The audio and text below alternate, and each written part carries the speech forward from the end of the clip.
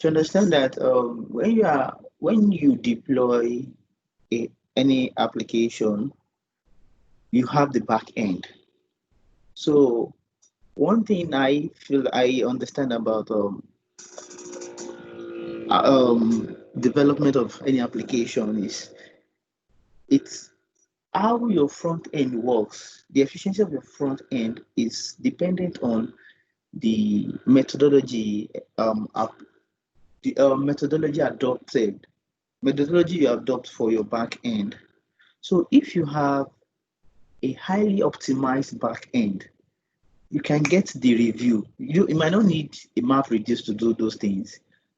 I know of a friend of mine who is a developer that builds applications for at least for banks. And anytime we talk, he uses normal C sharp, but the algorithms and the methodology he adopts make everything run very fast.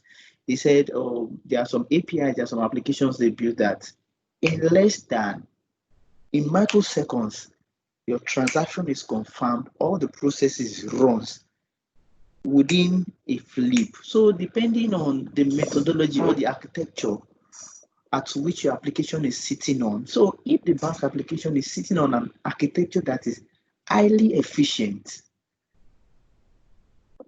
MapReduce is too expensive. It's too expensive to use. It's too expensive. Too expensive.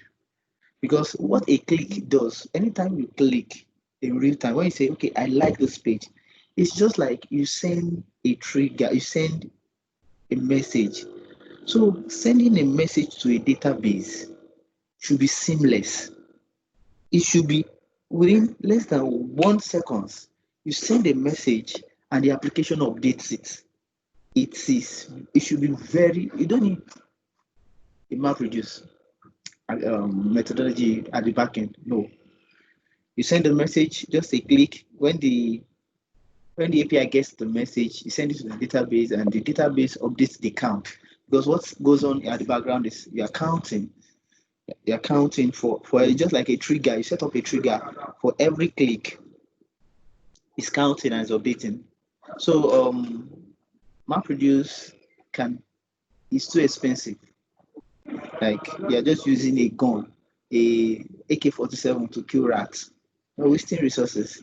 So all that is needed to optimize stuff like that is a well efficient architecture, and that's the back end of the application which the mobile application is sitting on. If that is optimized, then there won't be a need for map reduce. So for it, but if in a case whereby you are streaming in millions, like you are streaming like in millions, like because one of the things map reduce also all this, okay, it takes in streaming data as much as we can have input files as maybe text file or as other database as the input. You can also have streaming files. Like if you are streaming records, like it's not just click. Click is not that streaming record. I won't call you rating a streaming record, but when you have conversation going on across thousands of users, and let's say, and the velocity, when you're talking about the velocity of the data is very high, then you talk about, okay, let's use MapReduce to say, okay, let's update the counts. For instance, that if you're having a dashboard that say, okay, we want to have if for instance, WhatsApp is saying, okay, we need to have a dashboard that's going to count for us how many conversation is going across the entire globe per region. Say in UK, Nigeria, okay, per continent in Africa, how many tweets is going on. So those kind of real-time streaming, they are highly massive, where we are thinking of saying like over 10 million inflows of record per second. So then you talk about MapReduce for aggregating it and shuffling and doing the sort of data aggregation, then MapReduce can be a very good fit. And as we understand that the underlying technology or architecture of MapReduce of Adobe's one of the properties of big data, which we discussed in the first classes, uh, talking about the three V's: the velocity, the variety, and the like. So if those conditions are not met, using Hadoop ecosystem, architecture, technology like MapReduce will not be a good fit. So it's better you use what is more cheaper to use, and that's fine. So that's that. So today we're going to a topic interesting, and the topic we're going to in today is customizing MapReduce execution. So this topic is more practical, and to get a full grasp of this topic, we'll be needing a grounded knowledge of Java programming. So if I know some of us, what we will be using all this while is either we use Python, you use R, you use some other programming languages, and but in this case now, Hadoop MapReduce methodology works on what they call uh, okay, MapReduce is mostly written with Java for big data engineer. So you can still do the same MapReduce with R, but in the context of senior big data engineer course, you'll be working with Java. So that's for us, and I know that might be a limitation to some people, but we just need to run through this course, and at your leisure time, just take some basic Java programming course that can just so that you can understand how Java architecture works and how you can write your own code. So that's that. So I will share my screen. No. Okay. Okay, please, I would like us to confirm if my screen is visible.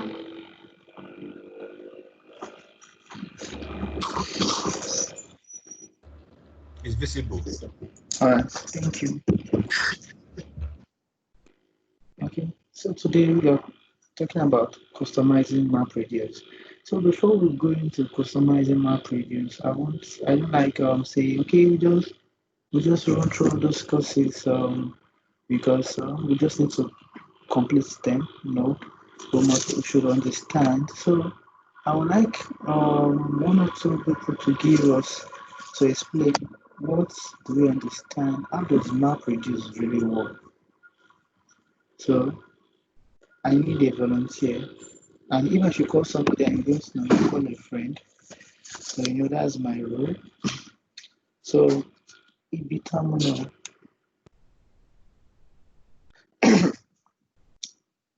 Ibitamuno. So you start. Tell us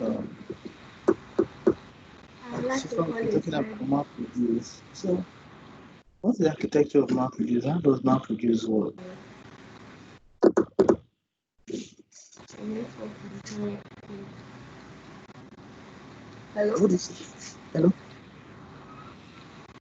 I said I'd like to call a friend Oh, that's because fine. the network is not good. Okay. I call a friend. Gilbert. Okay. How about? Good afternoon, sir. Good afternoon. Okay, so how MapReduce works. So I hope I'm getting this right. I have a feeling I'm a little bit well, I'll try. So based on the Hadoop system, there's Hadoop 1, Hadoop 2. Hadoop 1 has the HDFS and then the MapReduce. And then the Hadoop 2 has the HDFS, the MapReduce, and the YARN. So basically, the work of the HDFS is probably to hold the data, the content of the entire data of that we're about to work with. I'm just trying to explain as simple as possible. The MapReduce helps to assign duties and jobs to the different nodes to execute the individual operations within the system or model. So yeah, MapReduce's job is basically to assign duties to different nodes. Okay. How about um if I should score the answer you gave is 20%. Wow. Okay. Call a friend. Henry. Iola is raising up his hand though. I think Iola is planning to bail you out. I was calling Henry. Okay. Okay, Henry. Then after Henry, Iola.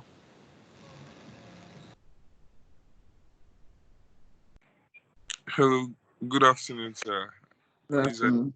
please, I think I will just call on Iola because I don't think I can go beyond what Hubert said. Okay. Iola. Hey, thank you very much, sir. I'll continue from where Hubert stopped. So Hubert talked about mapping tasks to from data nodes, from name nodes. Sorry. Okay, so the function MapReduce is broken into two. You have the map and you have the reduce. There's somewhere in the middle so that where you do the sort and shuffle. So basically, when the task comes in, it's being sent to the map. What is the name? I can't remember now. Mapper. Yes, a mapper, exactly, sir. It's being sent to the mapper. So the mapper then maps it to different name nodes or different name nodes that are going to carry out the processes. When it's mapped to different name nodes, as mapping that, it contains the key value pairs that will actually carry sort like the values or call it like metadata to the function, to the process that's going to run itself, or to the data. So while it's mapping that, then it will sort it out. It will do a sort and shuffle in between the different nodes. As it's doing a sort and shuffle between different nodes, it's able to aggregate themselves. So the mapper will now give out a map output. Once it gives us a map output, that's when you will now decide whether you want to use a reducer or not, because the reducer is actually it's not compulsory to use a reducer. So, but if there will be need for a reducer, it then sends map output to the reducer. Then the reducer will now look at the results from the map outputs and then aggregate it again to find out more. So it will aggregate it to find out I put it more similar data together, and then now send out a very concise reduced output, which we can use for analysis, for which we can use basically. Okay. That's fine. Thank you, Iola. I like how. So I think Iola did a lot of justice to it, but I would like call. I don't know what's happening. I can't see you guys' name.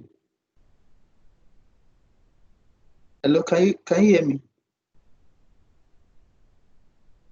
Yes, we can hear you clearly, Yeah, sir. we can hear you, sir. Can you hear me?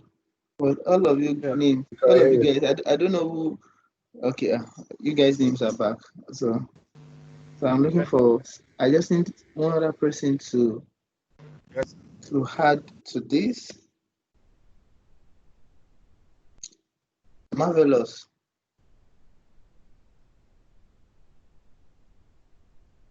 Marvelous. Can you add to what Okay, sir. Yola said? I'm with you. So fine. Okay. Okay. So add. So what's Okay, your as I was saying, understanding about MapReduce? Okay, can you hear me? Yes, I can. Yes, I can. Okay.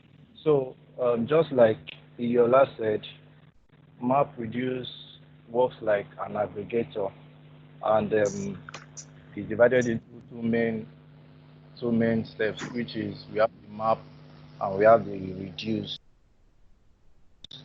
and just in between the map and the reduce, we also have the place where the shuffling is done, which is like the aggregating part and all. So basically, what happens is that when data comes in, take for instance, we have a large amount of data, and this data is splitted and it is iterated using key value pairs KVP, and after that is done, it is then further mapped using a mapper. So when this is done, then the mapping function, it tends to extract information that are of importance. You understand, by using the key value pairs. So when it maps it out, then it does a shuffling whereby it kinds of should I say, collect like terms, those ones that are similar, it collects them together in a block, kind of. Then it cleans it up. It organizes it um, by adding those ones that are similar together. Then it gives us a result. So basically, that's all I can say. Okay, thank you. Yes. Okay, um, you all said well, and sincerely, overall, I think I would say you guys are able to get the concept of what they call what how a map reduce works. But there's just little thing I would like to reiterate, so that you can get the picture in a more defined way. So we all understand how map reduce works. We have the mapper. So and we the last class we talked about the six levels, talking about the input, talking about the splitting, the map, the sorting, the shuffling, the reduce, the results. Yes. So now I want you like some of our lectures back, I said each Adobe, as we see Adobe as a motherboard, like a Windows, MapReduce is just a function. It's just like a command. It's just like a function. It's like it's just a script. It's nothing beyond that. It's just a script. It's just when you say a MapReduce function, it's just a function. It's just as simple as, because everything you see in a MapReduce is scripts, queries, are instructions you pass into the Hadoop framework. So it's a function that you instruct to perform a specific task for you. But the process of performing this task is in the is what they call the map reduce architecture. So the map reduce architecture is what we now have the mapper, we have the splitting, sometimes we have what they call the combiner before we have the reduce, and before the reduce gives the result. But it's a function, and that function, that architecture has the ability to split itself across different codes. So, like what we said the last class, what happens on node one? The same map function that is running on node one is also running on node two concurrently, though on different block, and that's that. So, and I would say MapReduce is the heart of data engineering. Is the heart. The rest, guys, though we have Hive, we have other tools that makes it very easy for us, that we might not need to run a MapReduce. Okay, like you might not need to run it. You run a MapReduce, you might not need to run it as in programming with Java. That's why we talk about Hive. That makes it easier for us to query a database the same way MapReduce will do it without writing a single Java code. So they call it Hive SQL. So it's a way to also query our HBase and get things done for us. But in when you have a more complex challenge at hand, the best way is to work through MapReduce, and that's why we are taking time, and that's why it is compulsory for us to run through the MapReduce architecture, how the script is being written, and what are different things that, or let's say the different components of a MapReduce function. Okay, so thanks to everyone that added voice to this class. So I know all of us understand. So it's just that so that I can be sure we are all following, and so that it's not just going to be like, say, just let's do this class and get out. No, we need to understand, as I always say. Okay, so objective of today's class is we'll be going to implement what we call the controlling of MapReduce execution input format. So understanding the input formats. As I said, there are lots of input formats that a MapReduce function can take in, as much as we can have transactions. Transactions are like records that come in real time. So transactions related data, we have text files, we have images, we have voice and lots. So how do we manage all these inputs? How, because the way you address input A is different from the way you address input B, and that is especially different input formats, starting from text formats or voice, transactions, images, and the likes. So the next objective is we're going to implement reading data with custom record reader. So when you have your inputs, there's another capability of reading the input. That's why we have a record reader. So the way we read transaction is not the same way we are going to read a text file or an audio file or a JPEG or an image. So we're going to see how we customize the record reader. So, and we're going to talk about the output format too. So when you have the output format, you also have the record writer. So do you know if you're working with Python?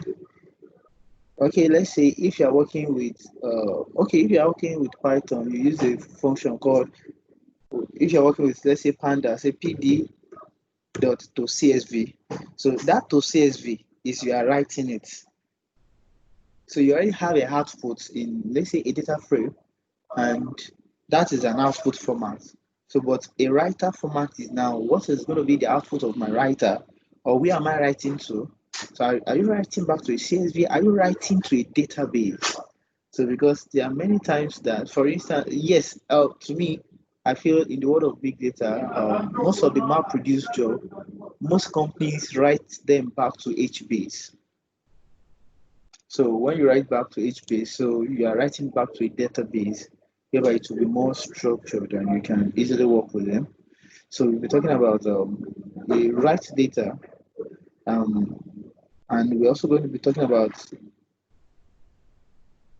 the combiner, a way of optimizing a MapReduce execution. What is a combiner doing? Where should we use it? When is it needed and when is it not needed? So what's the work of a combiner? So you're going to be seeing that. So an introduction to that combiner is just like an intermediate function between a map and the reduce. So we've been talking about MapReduce now, but something stands in between them, which we call a combiner. That it's a, like they call it, let's say, a pre-reducer. So we'll be going in depth into that. So we are also going to talk about the implement controlling reducer execution with partitioner. So all these things are they look abstract, but when you just give it time and meditate on them, you see how they really work. And I believe with time, and we're going to get a full grasp of what all these big guys are doing and how they are helping the world of big data. Okay. So now, the first one is we are talking about we are controlling MapReduce execution with input format. So I said using extensible user can easily roll out custom Hadoop implementation. Input format is used for controlling the number of maps and the location of maps execution. Okay, sorry, sorry, sorry. I just want to pick a call.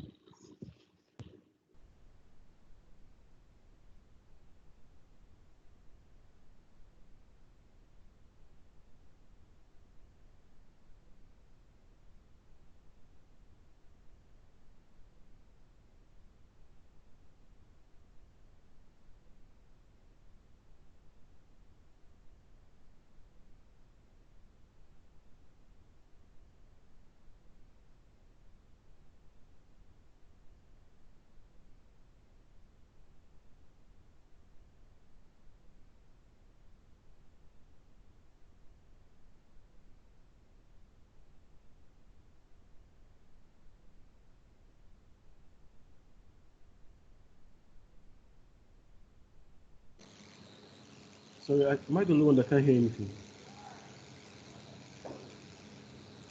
Hello? I'm He sorry, I'm wants on to mute. pick call. I'm coming. Just give me 1 minute. I'm on the call.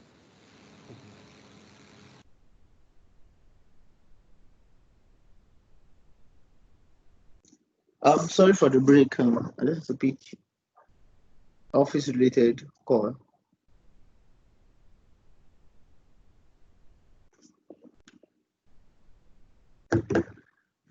Okay.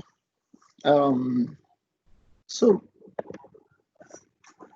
I said the input format for a map reduced execution. So we're talking about the input format is used for one thing. One of the things the input format does is for controlling the number of maps and location of maps execution.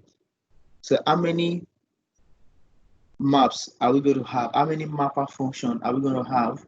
So if your input format is a JPEG, do you know a JPEG input, a JPEG file is a single file. So and it is more heavier than what we call, say, a normal text file or a transaction record. So when you have input files like that, they consume just as if you're going to have a lot of map function to each of the file. But if it's a transaction file, you just need a map function to the block.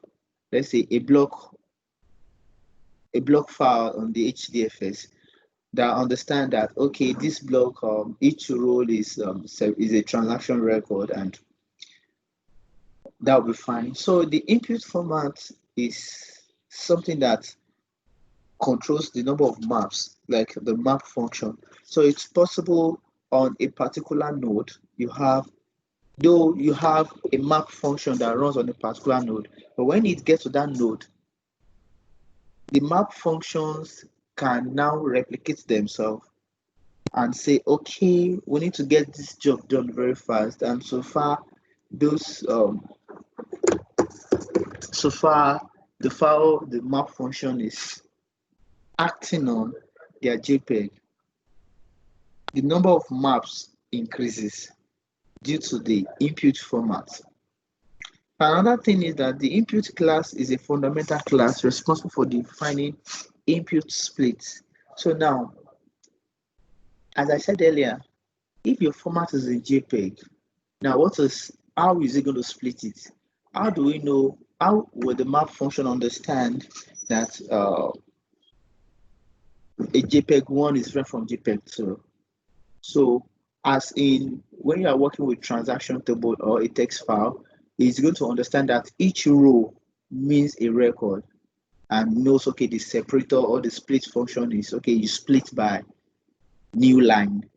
So, but in terms of JPEG, how is it going to split it? It's going to split it by, there's not going to be a splitting function, just going to understand that I'm going to pick this file as a whole, it's a whole file. So that's that. So input class is a fundamental class responsible for defining input split and record reader. So the input split and the record reader, they depend on the kind of the format the input is coming in. And the fourth thing is that the input split define both the size of individual maps tasks. Consequently, the number of maps tasks and their idle execution server locality. So what this is explaining is that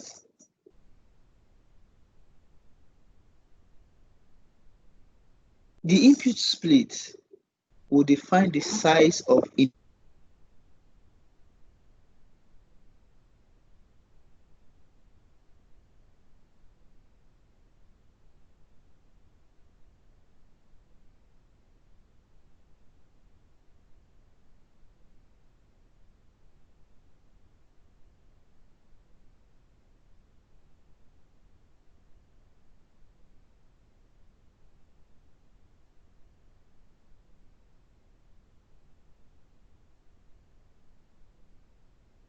Yeah, I can't hear again. Can you just go again?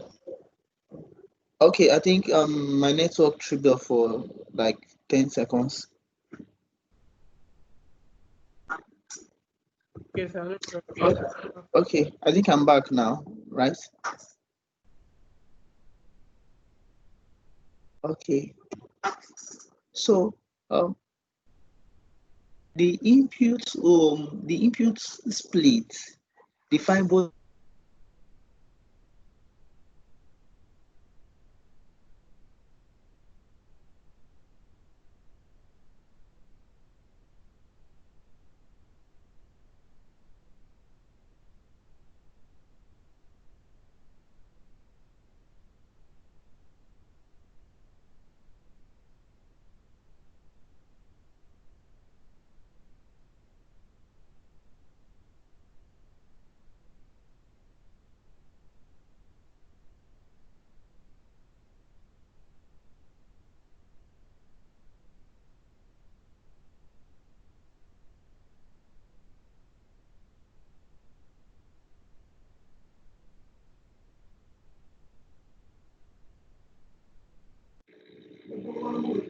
Okay, sorry, maybe my network is failing. I'm not expected it to fail. Sorry for the break.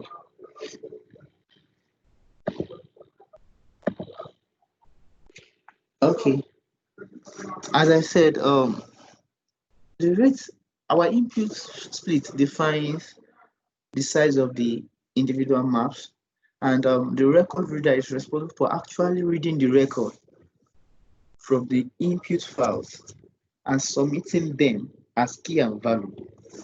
So what the record reader does is, if it's a transaction record, okay, it reads the first row and give it a particular key. In our last class, we saw how the mapper, the first split, input split works.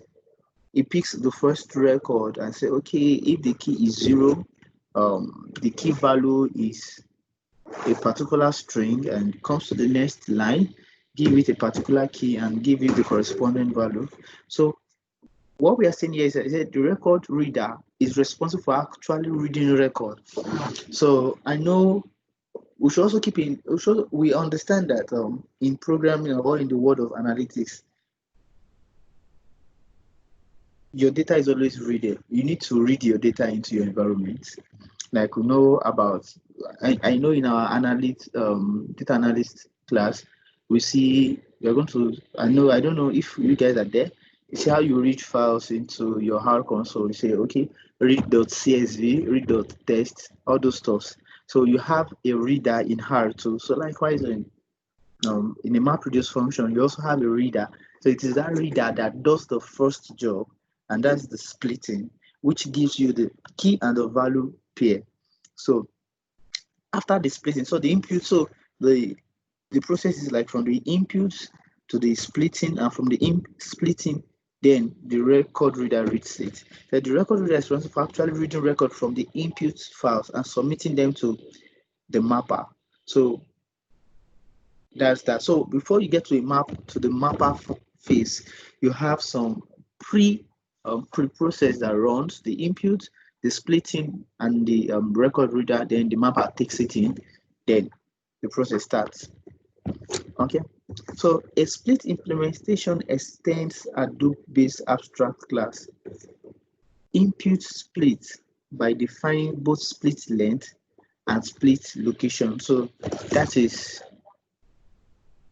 the key and the we talk about the key and the value.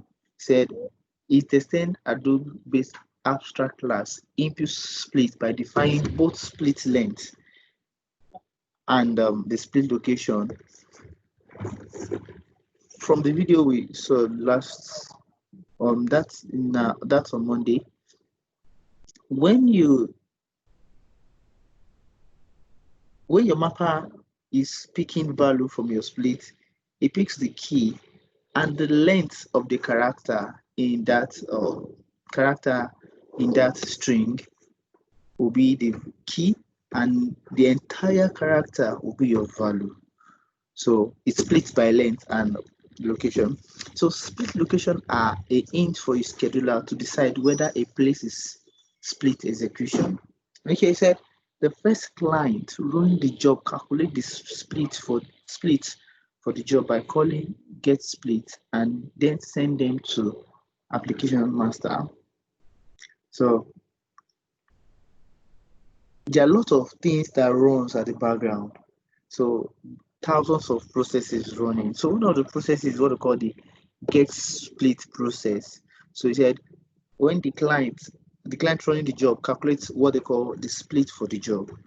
So and then send them to the application master. So when he gets the split, what does the application master do with the value that the client gets from the get split? So the application master uses the storage location to schedule map tasks that will process them on the cluster. So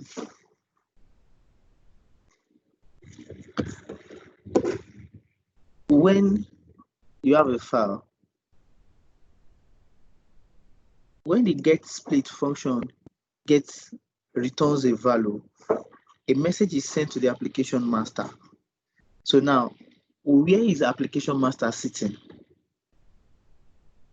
Each application master, each node have his own application master.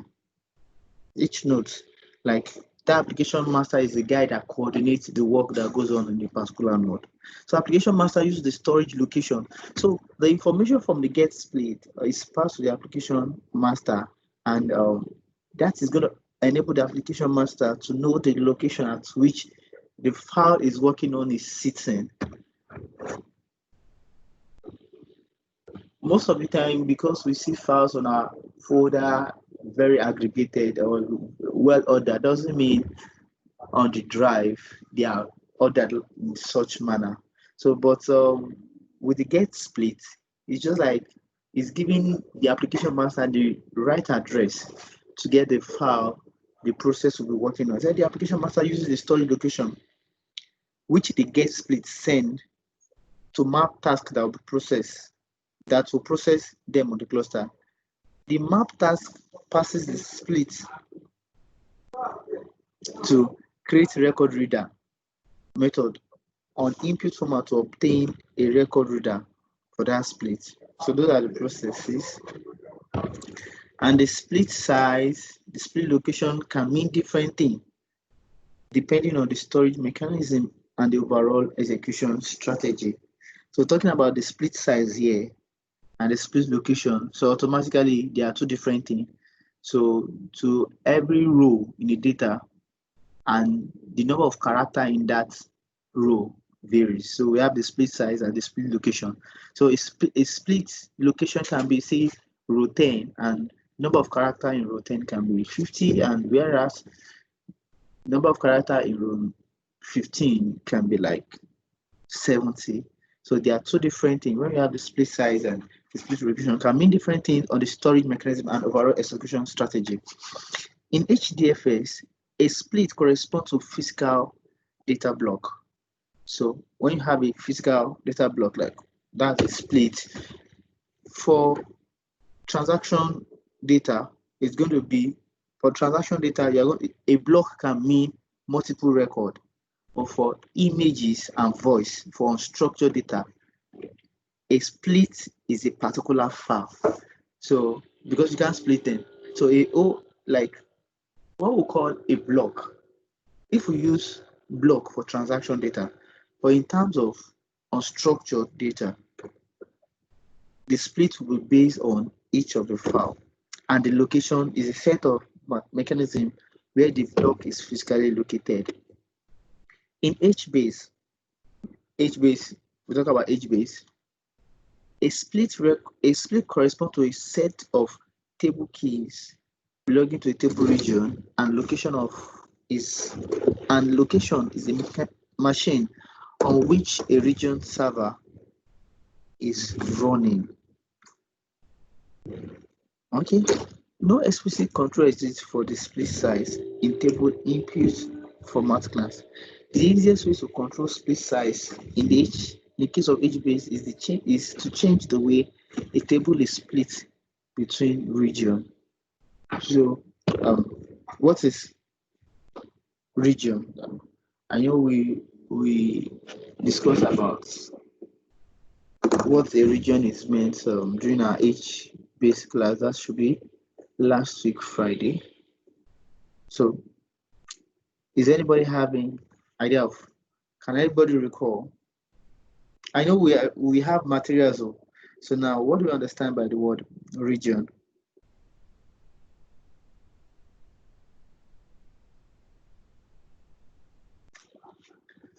I'm listening.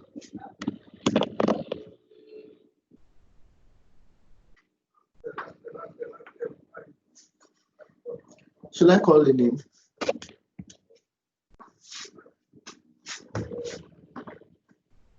Oluwatobi.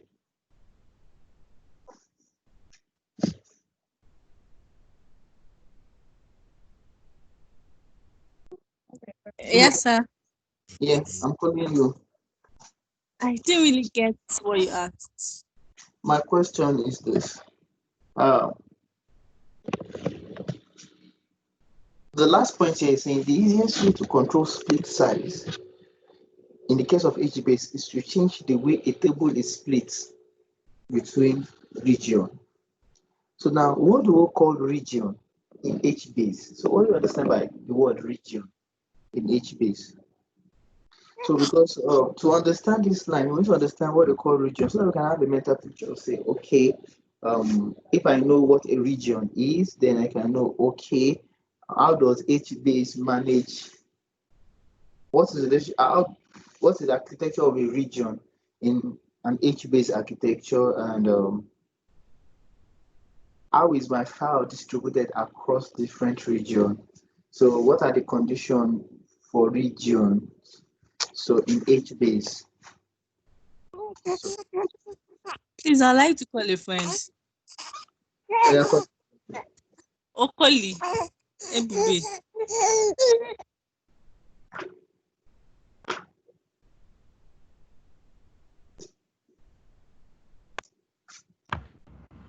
Okay. Hello, Hi. sir. Yes, sir. All right. I think a region has to do with the data in a table, the rows in a table. You specify by sort of their indexes. So the first, it's more like a range of rows that are contained in a table of a data set. So you specify the indexes. So the first index will be the start row, and then the last one should be the end.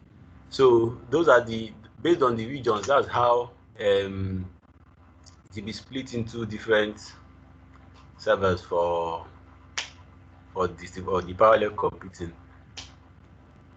Okay.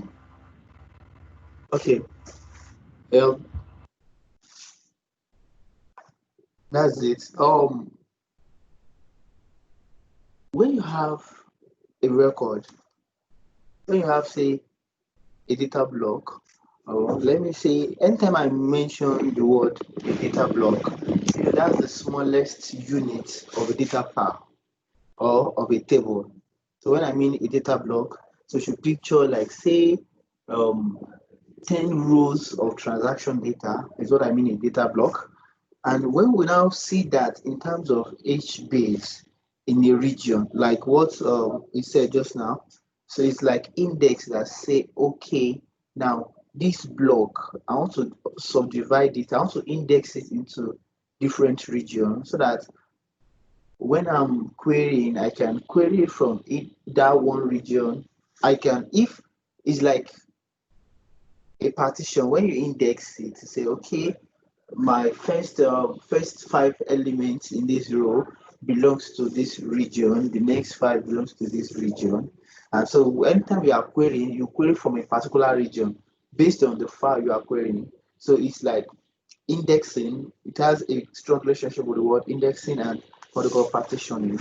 So now I said the easiest way to control split size in case of H base is to change the way a table is split between region. So you can split, if you should split a table, let's say a data block, a table across like 50 regions, it's going to affect the split size. So when you control the region, like my table should just be partitioned within just 2 regions, that's going to control the split size also. So just like the region and the split size, they have like say a one-to-one mapping, they are strongly correlated. Okay, so implementing inputs for compute intensive application. So compute intensive application are special case of application. Some application that compute intensive, so they make use of high compute power. Such application uses MapReduce for parallelization and employ complex calculation algorithm processing from every key value pair. These guys are mainly for what we call the JPEG, the unstructured data. Face recognition application is an example of compute intensive application. So when you have a JPEG and you need to run a MapReduce algorithm or MapReduce job on it. So and inside the map function, you have a face recognition algorithm. It's going to be a compute intensive job. So in compute intensive application, execution of the map, because your face recognition algorithm will be sitting inside the map function, is significantly longer than the data access time. Yes, because that's where lots of jobs we've done. Such application uses standard input format implementation but have overwhelming number of data nodes. Thus, for compute intensive application, the notion of locality must be rethought. So notion of locality is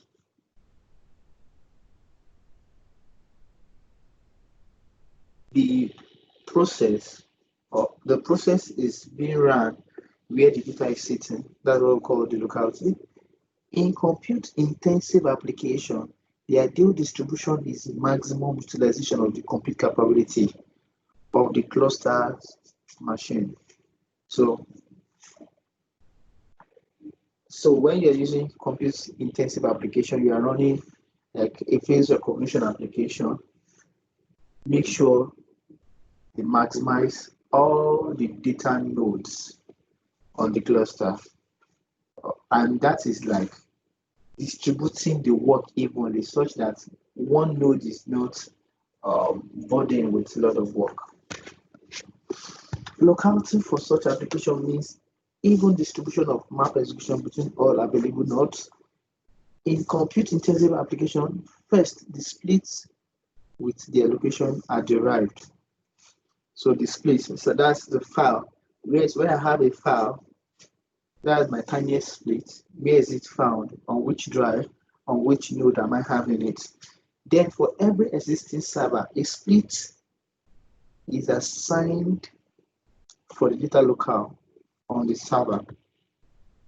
For servers that do not have a local split, the remaining splits are assigned randomly. So the intensive sequence file input format class help in optimum utilization of the cluster in compute intensive application. So there's a format called intensive sequence file input format.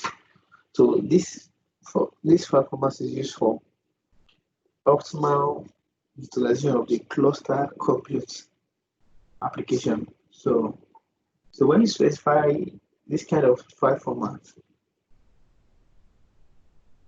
it makes sure the system is maximized and it is optimally used. Processing is distributed much more evenly between the data node and no CPU hotspot exists. So that's why I said earlier. So the work is distributed evenly. No, there's none of the data node will bear more burden than the other.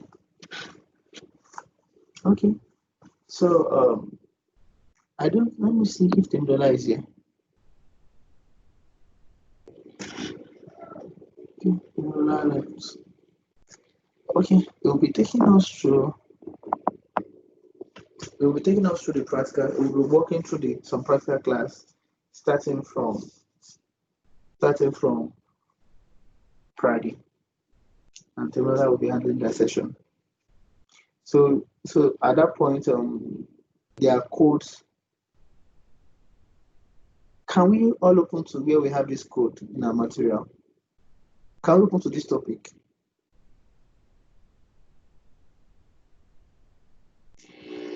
So I hope we are reading our material as well. Like, so because I'm expecting you to read your material before you come to class. Mr. Edward, Yes, ma'am. What do you say? we don't all have material we are referring. I can't hear you.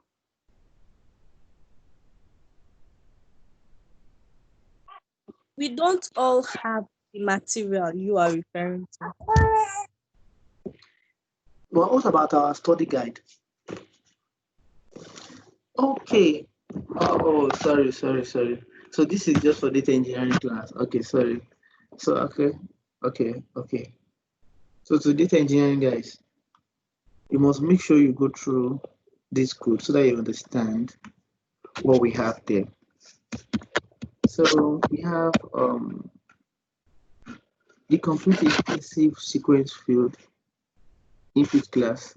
Assume that the source data is available in the form of a set of sequence files. This class implements the generation of splits, which will be evenly splitted across servers of the cluster. So this is the work of the compute intensive. So, and as we said earlier, that the compute intensive file format is always for any process that has lot of compute powers, then that needs a lot of compute power, like face recognition, maybe voice modeling and the likes, like things like NLP or say deep learning algorithms like that. Okay, the code shows the compute intensive local. So this will be in our practical class. So implementing input formats to control the number of maps. Okay, so as we said earlier when we started this class, that the input format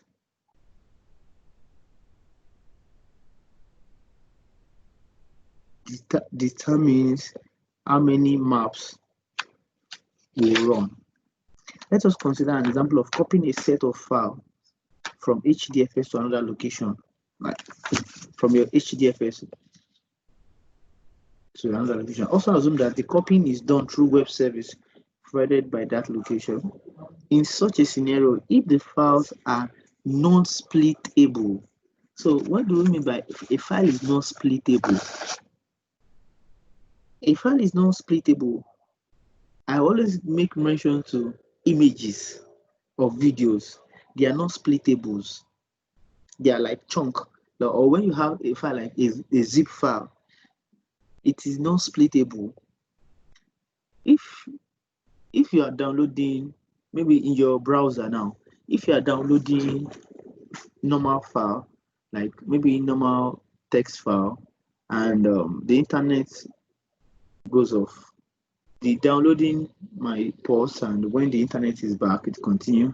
But when you are downloading a zip file, if it breaks, if you're not using internet, sometimes it also fails with internet download managers. But I'm just talking about on a normal situation where you're using a normal window browser. It's got that anytime the internet goes off on a zip file, you need to restart it because it is not splittable. And the standard said in a such scenario, if the files are not splittable and the standard file input format is implemented in the following manner, the number of mappers used will be equal to the number of files. So each file will have its own different mapper to read it. Transferring 1,000 files will mean creating 1,000 mappers. This is not the best solution because each mapper execution requires an overhead of creating and destroying a Java virtual machine for its execution. I remember when this class was starting, one thing I understand about Hadoop is Hadoop will create what they call okay, that was when we are treating a topic under virtualization. So one thing that the system creates at the background is what they call a virtual machine at the background. So he said, if you are trying to copy a non-splittable file, the number of mappers will be equal to the number of the file you're transferring. And if you're having multiple mappers like that, then individual JVM will need to be created and destroyed because it creates it and destroys it. So that's going to be a challenge. He said this is not the best solution because each mapper execution requires an overhead of creating and destroying a Java virtual machine.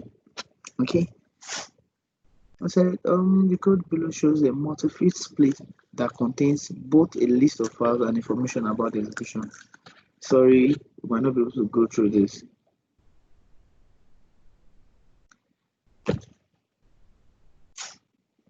In a MapReduce function, when a MapReduce job is running, the map part runs before the reduce function. Like you first complete the map before the reduce. So there's now a question here. The reducer do not start before all the mappers have finished the mapping process, but the progress of a map reduce job showing something like map 50% and reduce 10%. Why is the percentage of reducer displayed with the mapper percentage, given that the reducers have not yet started? The reducer function has not yet started, but the reducer function is giving 10% already. So why? So the answer is it's because the answer is tied to this process because we are having multiple mappers on a job. Like we have 10, let's say we have 100 files and we have 100 mappers. So it's possible that when a map function is true, then it starts its reducing part, because that means some processes are running in parallel, and because of the nature of the job and because the file is not splittable, the map and the reserve function are running in different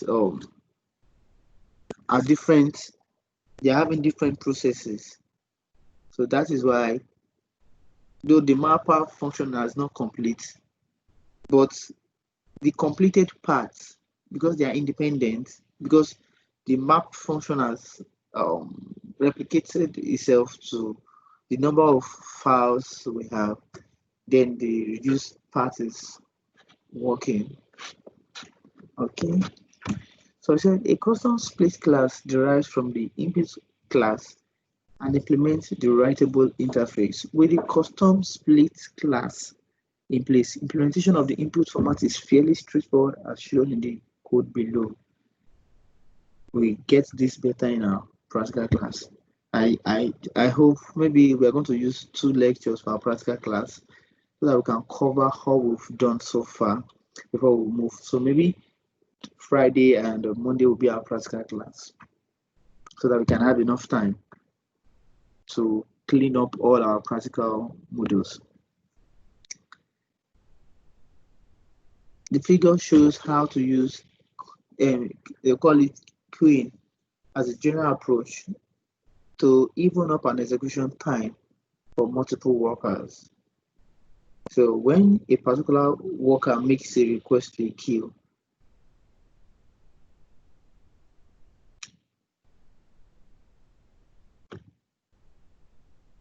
the earliest, like say, the most there's what we call first in first out. I think that is in nowadays inventory management. So it is the first, there's a queue. So the first request that comes, the most how would I put it? The request with the highest time will be the request the workers will be working on. He said all of the execution requests are written to the queue. So we write the request to the queue. Each worker tries to read a new request from the queue and then execute it. Once execution is complete, a worker tries to read the next request. This type of load balancing is called worker driving load balancing. So the beauty of this is that one worker or a particular node is not burdened with too much work. So like you don't push all the workload to a particular worker. So every one of them goes to the queue to pick the next available task. Just as if, okay, go to that room. Okay, you have a request. Drop it on the secretary desk, and everybody goes to the secretary desk. Then you know you're through with what you're doing, and to make a what we call a load balancing work driven approach. Okay, so on the second part, so yeah, so this is, we're going to deal with this in more details maybe by Monday. After by Monday we should be able to meet up with this part. He said I do provide table input format method for MapReduce job to leverage data from HBase implementation. A drawback of this implementation is that it supports only a single table. So now from the first point we said I do provide table input format. So your input format can be in terms of a table. Now we've been talking about input format in terms of maybe a face recognition, let's say a JPEG, or let me classify them as an unstructured file, or we talk about a transactional text file, or let's say a document. Said, but we can also have a table input so that we can connect to a database having a particular table structure. Said, I do provide a table input method for MapReduce job to leverage data from HBase implementation. So we can also connect to, we can also do a MapReduce job on our HBase environment. So a drawback on this invention is that it supports only a single table. So you can, like as the normal MapReduce job will work on multiple files at the same time, you can just say, okay, all my files, and when you're executing a MapReduce job, you can specify the folder where you keep all your files. But in this situation, when you are connecting to maybe an HBase or HBase database, you can only connect a table at a time. You can work on a table at a time. So he said that's the current drawback we have. So most practical applications such as a table join require multiple base. Okay, most practical applications such as a table join require multiple tables as a job input. Oh, this guy, the third point, on our project site, there are times whereby when we want to get an output of a particular request, we need to join, like, say, 5 tables together. So, and that's the practical situation we do face in the industry. So this guy is also, he said, a table join requires multiple tables as a job input. For such application, the user must first define a class that can hold information defining an individual table as shown in the code below. So you see this guy is defining different tables. If you are using multiple, if you are connecting with multiple tables, you know, okay, I'm bringing in multiple, my single query is connecting one or two, like 2 or more tables. You declare the table name before you proceed. You have what you call the H table and the string table name. Just like you get a placeholder for them before the job starts. Table input format support a single table. Thus, all the information about the table and the scan is contained in the table input implementation. Thus, the input split class need not to be used in this scenario. In this case, different split refers to different table pairs. So, in table input format, we don't make use of the split. We make use of, because when you talk about split here, we are splitting different tables. So it's seen a table as an object, not as a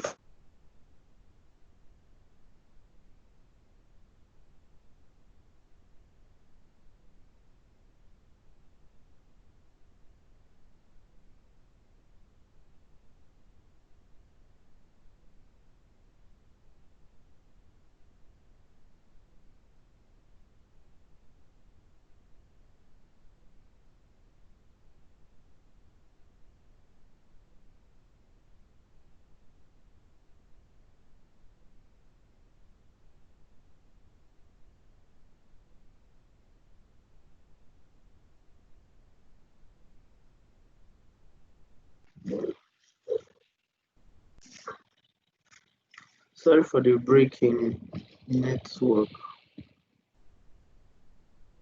Okay, as I was saying, I said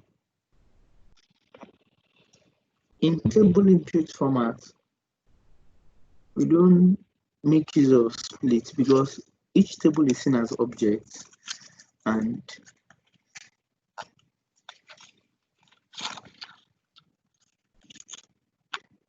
when you implement a split, then you are having multiple tables. Say in this case, different splits refers to different tables.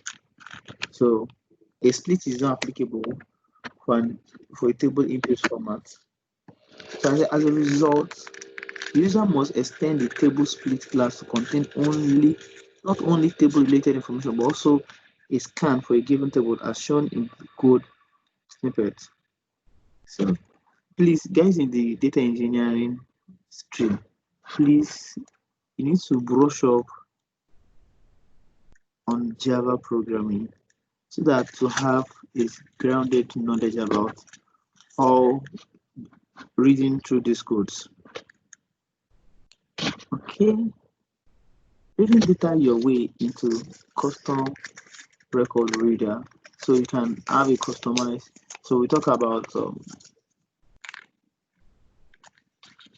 we talked about high compute intensive reader. We talk about table reader, reading from a table. Now when you want to say, okay, I need to customize my own personal reader, so maybe you're having a different data source that is not of what we mentioned before, like, okay, it is neither a text file, or maybe it is neither an image, or you're not connecting to a database. but you are connecting to somewhere. So now in this case, now you can also configure a customized record reader. The input data from MapReduce job can be stored in many formats. Many. So for the job to be able to read a specific data format, it's all necessary to implement a custom record reader. A custom record reader implementation is based on the assumption that the map method of the mapper receive both a key and a value as text. That's the major thing. So even if you be reading anything, do you know the map and reduce function, especially starting from the mapper, you need to have what they call the key and the value. So okay. The following are the key method implementation in custom record reader: initialize, next key value, and get current key and get current value. So now this method implements all of the initialization required for proper record reader. So you need to initialize it. You see from the code we have the class file list reader. So the initializing parameters, you see the private HDQ, the configuration, and specifying the test key, the key as test, and the value as test. So you see the inputs, the key data type is test, and the value data type is test. So these are the initializing parameters. So now on the next key value pair, you have your next key value pair. This is called by the mapper to check if there's more data to process. Get current key and get current value. These two methods are used for accessing the current key and the current key and value. We see the next key value pair.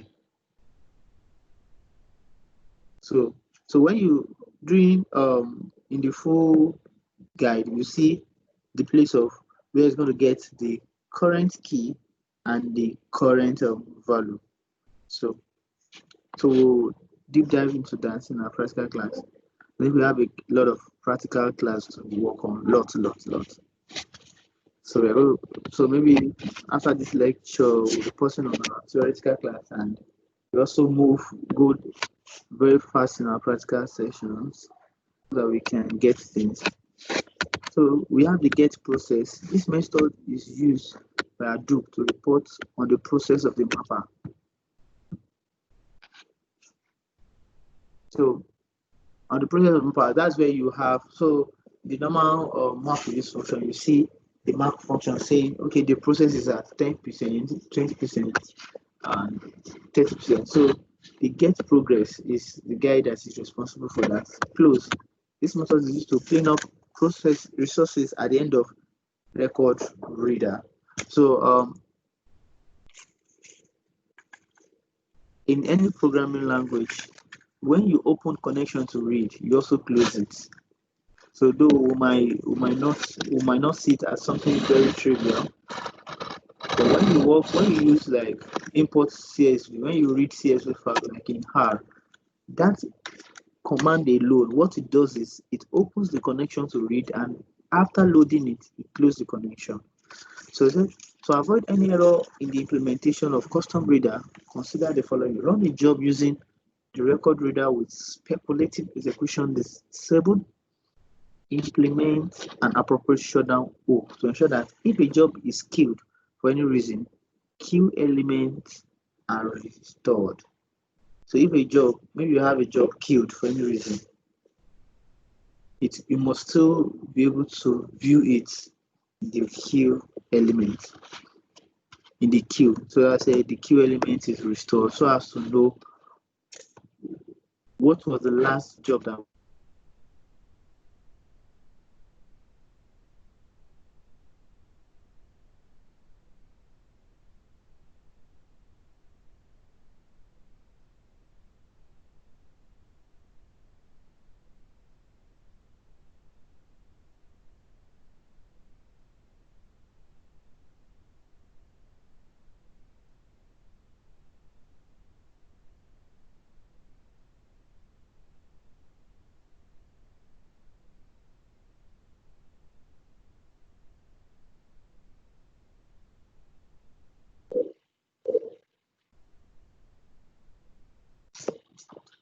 Sorry, my network tripped off.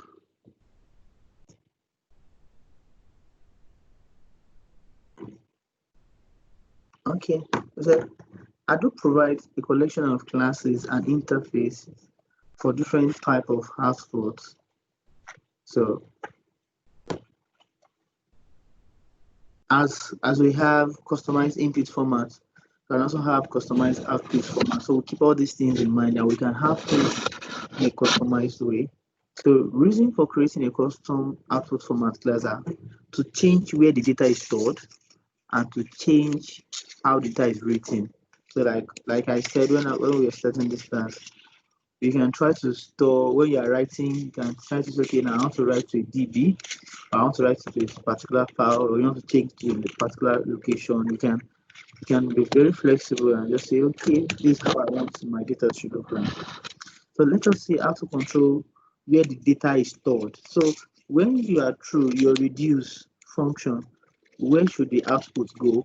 So when you on the normal reduce function, like you saw that when we get to our practical class, you see, though we specify the directory at which our reduced job the output should be, but there's something we're unable to change, and that is the name. We have something like part R00000 as a reduce output, but in this case you'll be able to define, okay, my output should be loaded back to the database or to any other format.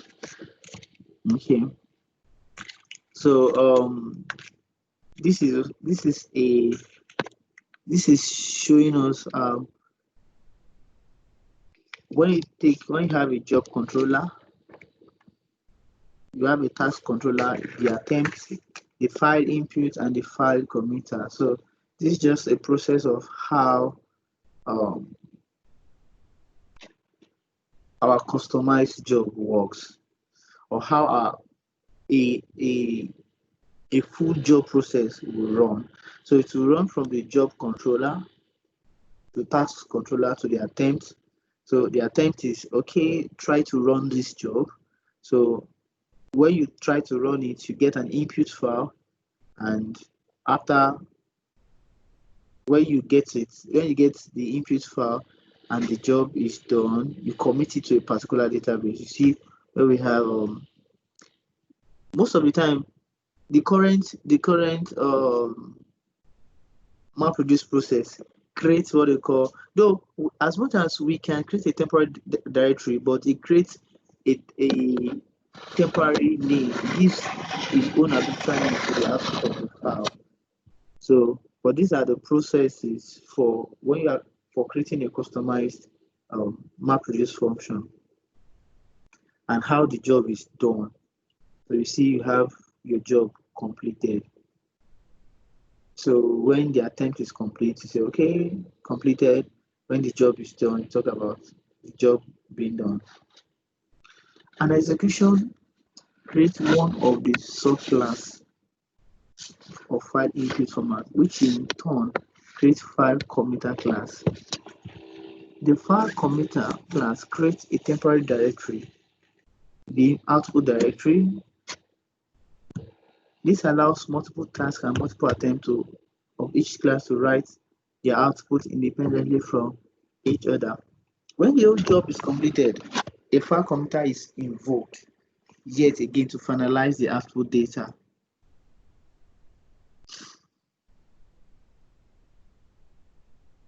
So explaining what they call a file committer. Okay. Yes.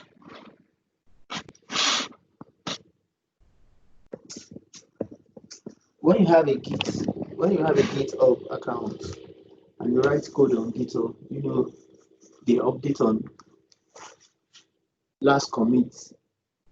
And if a commit is not done, or probably there's a bug, you get like you still have the file in your environment, but there's something running at the background that is reading how many failed transactions are you having. Until you have your final commit, the job is not claimed to be completed. If the file committer is not completed, though you can have many attempts on the particular file input based on the function you're running, but if the file commit, if it is not complete, then you can't have a completed job done. So, and all of them works in a particular temporary directory. So it's just going to create a temporary directory, and that directory is where all attempts will be going into. So when you have the first attempt on a particular job, the second job, so all possible attempts will be directed to that directory until you have a successful commit on the job. Then you have a message called the job completed. So when the whole job is completed, a file committer is invoked yet again to finalize the output. Okay, there's a symmetry in the mass reduce implementation of input and output support. For example, an output serves as a factory for custom record reader. Similar input creating a record. So I said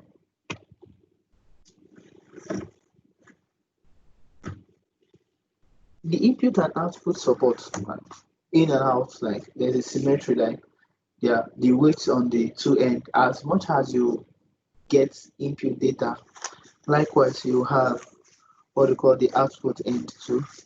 So yeah, symmetry. Say for example, an output format serve as a factory for a custom record writer. So when you have a record, when you have an output file, then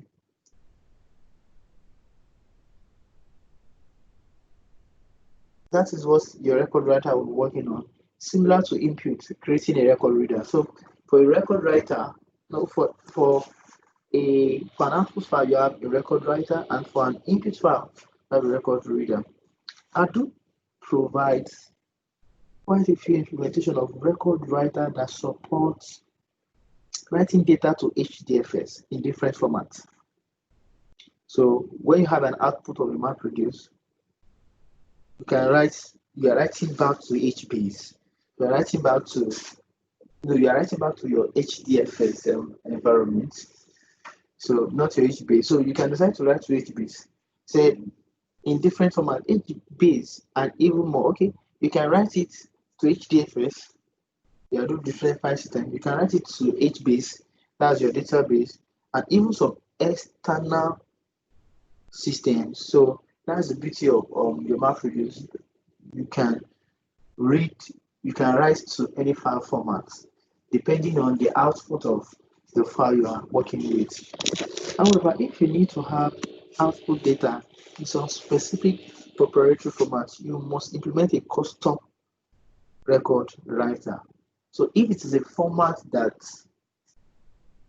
it is not on the general record, or let's say data format, there are people creating a lot of formats.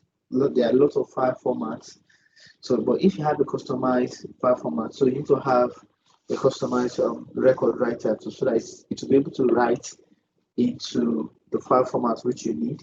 So as we'll see that, okay, as simple as when you have a Word document and you can say, okay, this Word document will save as text file. You can say, okay, save this Word document as HTML file, or save this Word document as PDF. So those conversions are the record writer. So it's writing into a particular file format. So implementing a record writer to produce output tab. So now we are implementing what they call a zip file. You want your output record to be a compressed file. So it's also possible. We've talked about different file formats. When you have different file formats, you get their customized record writer. But now we are bringing our output as a a TR files. So how do we go about it? Then let us assume a mapper that generates a complete output file in every map function. Invocation. Writing this file directly to HCFS will create a lot of fairly small files. So a better option is to combine all these files. All the application cannot processing. If the application cannot process the result of this job cannot read a sequence file. An alternative solution would be to create a tar file. The code shows a custom record writer creating a tar output file that extends Adobe Abstract Record Writer class and implements all record method. So not only can we write to different format but to tar file, and the reason being that when you want to write in a lot of files, you can't just write a single file to tar file.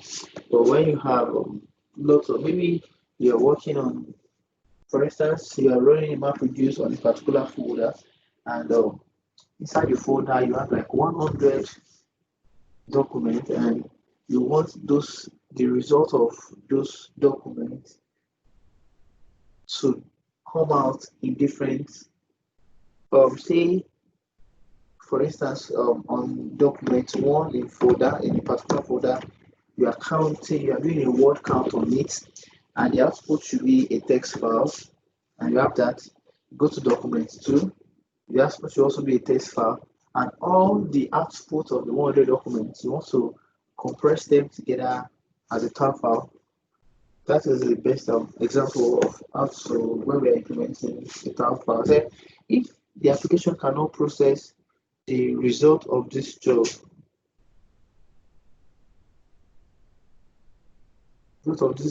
cannot read a sequence file. Okay, I think using this file directly to it will create a lot of fairly small files. So a better option is to combine all these files. Okay, so to use a custom writer, custom outputs must be created. So the custom output format would create a record writer. A simple way to implement a custom output is to extend Adobe file output format and override the get record writer method as shown as in the code. So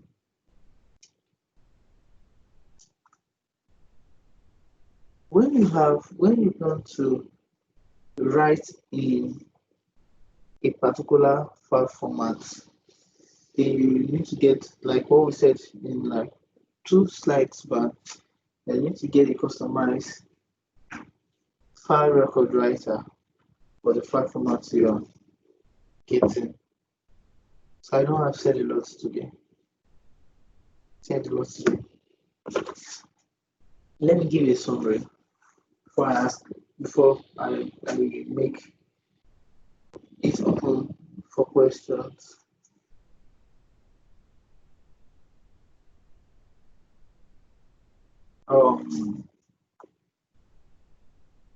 You can, okay, let me start with a map reduce function by default takes in a particular text format, and by default it is a text format, and it has an output which is also a text format, but we can customize the input and the output.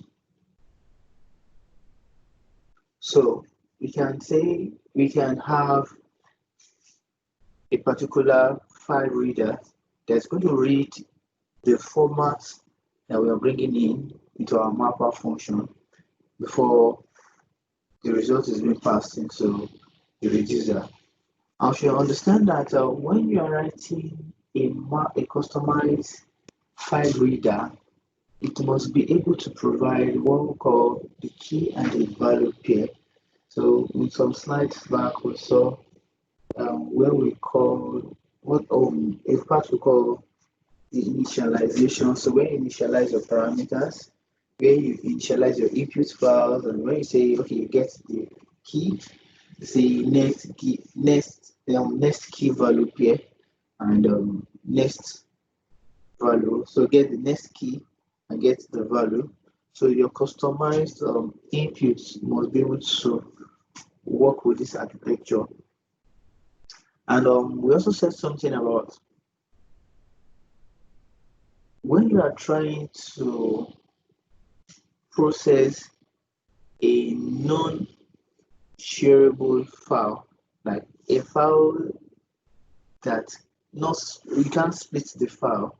And an example of a non-splittable file is, say, maybe you're talking about unstructured files like JPEG files, voice files like that, let's say musical notes and the likes. They are non-shareable file formats. So if you're working on those kind of file formats in our class, we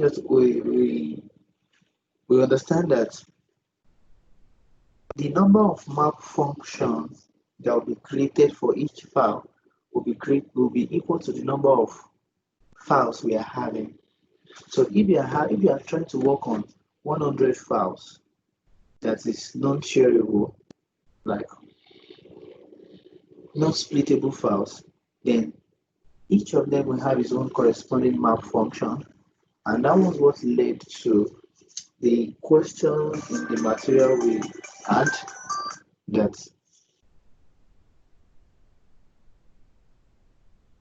it's possible by default we understand that it's only when the map function finish running before the reduce starts. But it's possible in that situation whereby the map function is at 50% and the user is saying I'm at 10%. So that implies that there's different map function to each of the file. That is why we are not having. That is why the map function, we don't see it as if it's the map function or the user function starts after the map function has completed its own task. These are basic things we need to keep in mind when we are modifying or when we are building our own map reduce function. I know the best thing to do is to get a hands-on experience. So we all should try all these things out so that we can understand how it really works, and so that it will not be all this abstract class, like a lot of imagination out there. So we can all at least see, because they will say, seeing is believing. So when we see them and how it works, and especially when we try them and we see bugs, then we're able to fix it, then we understand better. I can tell you, if you don't have bugs in your code, then you're not a good programmer, or maybe you're an expert. I know there are guys that they will never have bugs. It's possible. You're already expert. But we are still learning. We're permitted to have bugs so that we can learn and see where we can fail and how all these things works and things like that. So do you have any question?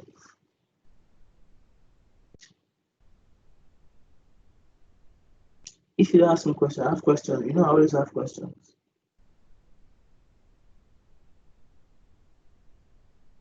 Any question? Shegun Ogunleye, any question?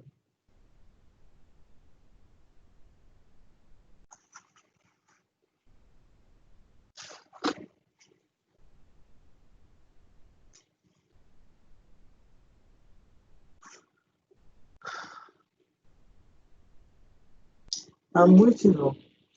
Am I in the right class? Is anybody hearing me? Or I'm on my own? Yes, you can hear you, sir. Yes, I can hear you, sir. Okay, Shegun. Shegun, any question? I don't have questions, sir. It's Sunday, sir. Not Shagun.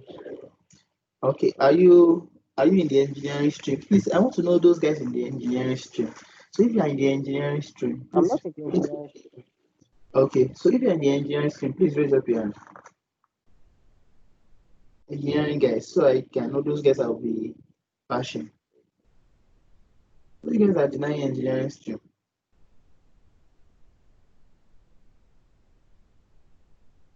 Aditoro, which stream are you?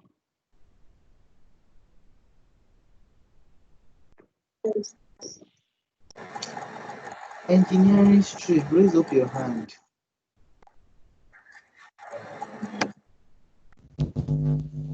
I'm on the engineering stream, sir, but I can't get where to raise my hand. Okay, marvelous. Okay. Which other person? Iyola, which stream are you? I'm in the analyst. Analyst. Okay. Richard, which stream are you? I'm the analyst track, sir, not engineering. Aditoro, which stream are you? Henry, which stream are you?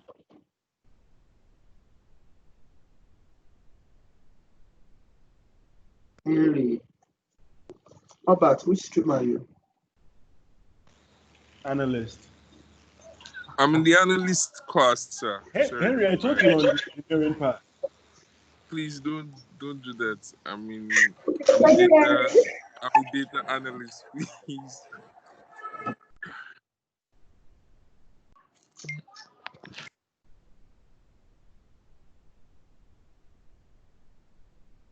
Okay.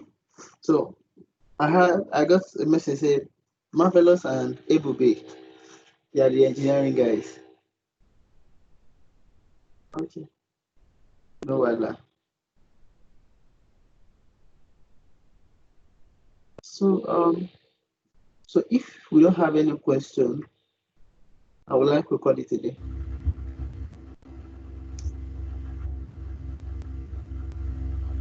So, but the Ebube and Marvelous, please, I need you guys need to work more. When I mean work more, especially on your practical labs, and make sure you get them.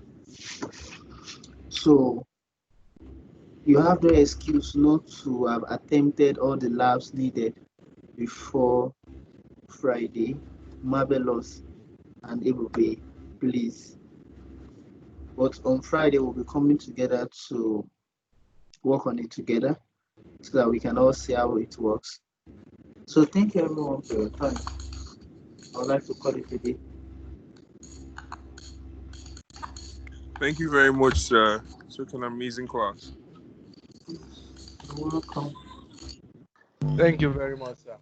All right. So you enjoy your. Thank you very much, sir. All right. Thank you everyone. Thank you, sir. Thank you, sir. Thank you, sir. Thank you very much, sir. Ubat, why are you running? Come to engineering.